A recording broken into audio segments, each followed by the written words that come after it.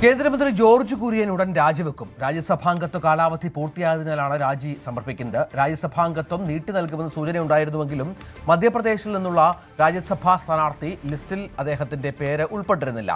കേരളത്തിലേക്ക് മടങ്ങി സംഘടനാ രംഗത്ത് പ്രവർത്തിക്കാനാണ് ജോർജ് കുര്യന്റെ നീക്കമെന്നാണ് സൂചന. സജിത്ത് നേരത്തെ തന്നെ ഈ രാജ്യസഭാംഗത്വ കാലാവധി അദ്ദേഹത്തിന്റെ പുതുക്കി നൽകാതിരുന്നപ്പോൾ രാജി ഉണ്ടാകുമെന്ന കാര്യം ഉറപ്പായിരുന്നു.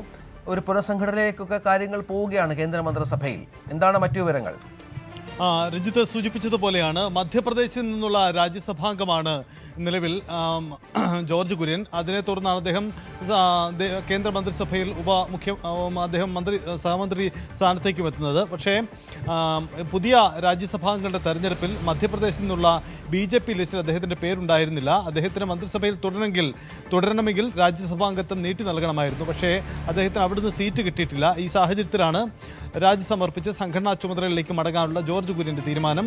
ഉടൻ തന്നെ ജോർജ് കുര്യൻ രാജി സമർപ്പിക്കുമെന്നാണ് ലഭിക്കുന്ന സൂചന.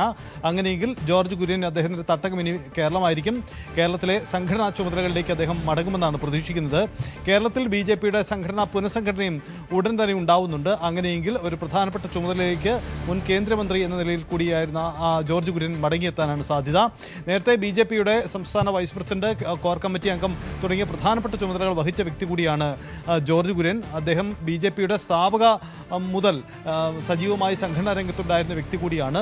ന്യൂനപക്ഷ സമുദായത്തിൽ നിന്നുള്ള അദ്ദേഹത്തിന് മികച്ച ഒരു പരിഗണന എന്ന രീതിയിലാണ് അദ്ദേഹത്തിൻ്റെ കേന്ദ്രീയ മന്ത്രിസ്ഥാനം വിലയിരുത്തപ്പെട്ടത്. എന്തായാലും അദ്ദേഹം ചെറിയൊരു കാലയളവ് പൂർത്തിയാക്കി വീണ്ടും സംഘടനാ രംഗത്തേക്ക് മടങ്ങിയെത്താൻ പോവുകയാണ് ജോർജ് കുര്യൻ. ശരി സൈത്ത്. കൂടുതൽ വാർത്തകൾക്ക് News 18 Keralam YouTube channel subscribe ചെയ്യുക.